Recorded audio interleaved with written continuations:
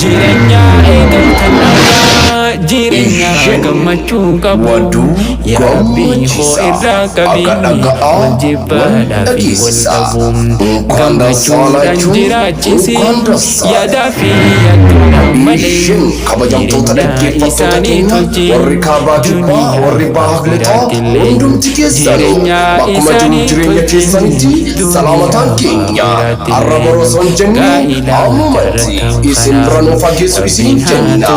Assalaamu alaikum warahmatullahi wabarakatuh. Akka dhaga'aa wal dhageessisa egaa tole dubbiin akka durii miti sabbar seenaa.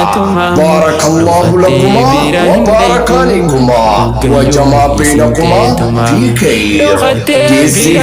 Geessi yeroon akkas jennee wal eebbisnu eenyutu akkana nuun jedha jettanii gaaffii biraa nutti hin barbaadna. Tole egaa tole ማነው እንደዚህ የሚለው ካላችሁ ደግሞ ቀስ በለው አትቸኩሉ።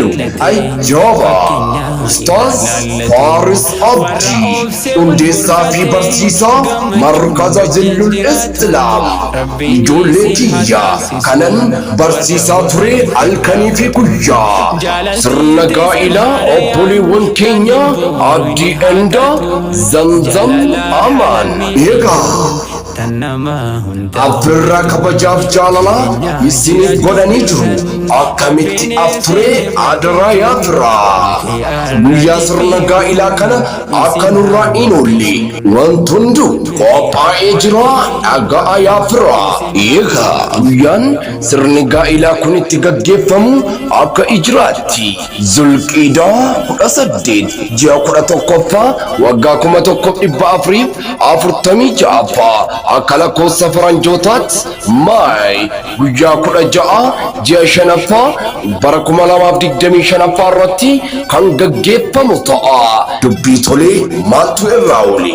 Sirni gaa'ilaa kun immoo bakki inni itti gaggeeffamu markaza zillul islaam guyyaan isaa jimaata oollee galgalarraa akka sa'aatii Itoophiyaatti sa'aatii 2 irratti akka Saudi Arabiyaatti sa'aatii 8 irratti akka Dubaayitti sa'aatii 9 irratti sagantaan sirna gaa'ila obboleewwan keenya abdiidhaa fi zamzam amaan kan eegalu ta'a.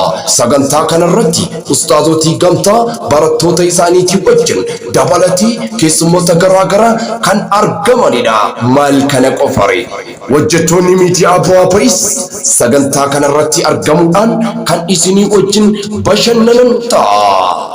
Egaa affeeramtaniitu akkanurraa dholle galatooma.